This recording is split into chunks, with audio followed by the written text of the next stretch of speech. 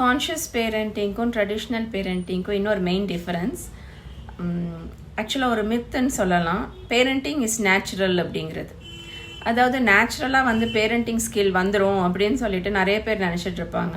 Like conceive ஆகிறது, baby deliver பண்ணுறது, இதெல்லாம் வந்து ஒரு நேச்சுரல் ஆஸ்பெக்ட்டுங்கிற மாதிரி சைல்டு வந்துச்சுன்னா நம்ம பேரண்டிங்கும் வந்து நேச்சுரலாக பண்ணிடலாம் அப்படின்னு சொல்லிட்டு.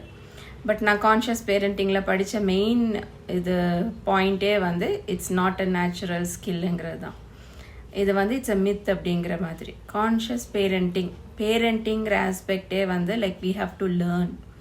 ஏன்னா managing another human being, another soul which has come through us, நம்ம மூலமாக வந்திருக்க இன்னொரு சோல், அந்த சோலுக்கு என்ன பிடிக்கும், என்ன பிடிக்காது, என்ன வேணும், என்ன வேண்டாம், என்ன எமோஷன்ஸ் எக்ஸிபிட் பண்ணிகிட்ருக்கு, அந்த குழந்தைக்கு எப்படி வந்து அந்த குழந்தையோட பர்பஸை நம்ம எப்படி காமிக்கிறது, அதுக்கேற்ற மாதிரி குழந்தைக்கு ஏற்ற மாதிரி எப்படி நம்ம நர்ச்சர் பண்ணி கைட் பண்ணி அந்த குழந்தைய வளர்க்கணுங்கிறது வந்து of course it needs to be learned. It's not something that comes naturally. So அதுக்கு வந்து கான்ஷியஸ் பேரண்டிங்கில் என்ன சொல்லுவோம் அப்படின்னா, ஃபர்ஸ்ட் நம்மளோட இன்னர் சைல்டை நம்ம ரீபேரண்ட் பண்ணணும். we need to give ourselves love கொடுத்து நம்ம எப்படி நர்ச்சர் பண்ணி எமோஷ்னலி நம்ம எப்படி க்ரோ பண்ணுறோம். எமோஷ்னல் க்ரோத்னா என்ன சுச்சுவேஷன்ஸ்னாலும் நம்ம வந்து எம்பவர்டாக ஹேண்டில் பண்ண முடியுதான்னு பார்க்குறது தான். இட்ஸ் நாட் பர்ஃபெக்ஷன், பட் இந்த பாத் எடுக்கும் போது we become better and better everyday. அதுதான் நம்ம முக்கியம். ஸோ நாளைக்கே எல்லாமே ப்ராப்ளம் சால்வ் ஆகி I become an awesome parent அப்படின்லாம் எதுவும் கிடையாது. But we have to grow everyday அந்த அவேர்னஸ் இருந்துக்கிட்டே இருக்கணும். அதுதான் ரொம்ப முக்கியம். So it's not a natural thing that comes.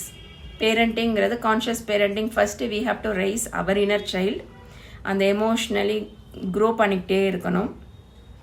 அதுக்கப்புறம் நம்ம சைல்டு, நமக்கு முன்னாடி இருக்கிற சைல்டை பார்த்து எப்படி லவ்வால் நர்ச்சர் பண்ணி கான்ஃபிடெண்ட்டாக செல்ஃப் எஸ்டீமோட ஒரு செல்ஃப் ஒர்த் இருக்கிற சைல்டாக ரைஸ் பண்ணுறதுங்கிறது தான் வந்து conscious parenting. So we have to learn. அதுதான் நான் சொல்ல வந்தது. So if you are interested to learn you can join my course. ஏன்னா வந்து அந்த ஆஸ்பெக்ட்ஸ்லாம் வந்து நம்மளுமே வந்து கஷ்டப்பட்டு படிக்கணும்னு எதுவுமே கிடையாது. நம்ம எங்கே இருக்கோமோ மெயினாக வந்து ஜட்ஜ்மெண்ட் இல்லாமல் ஒரு சேஃப் ஜோன் வந்து குழந்தைக்கு கொடுக்கணும் அப்படின்னா நம்ம அந்த ஒரு சேஃப் ஜோனில் வந்து we have to nurture ourselves and grow ourselves. So you can DM me, நான் கோர்ஸ் டீட்டெயில்ஸ் ஷேர் பண்ணுறேன். If you like, you can join. Thank you.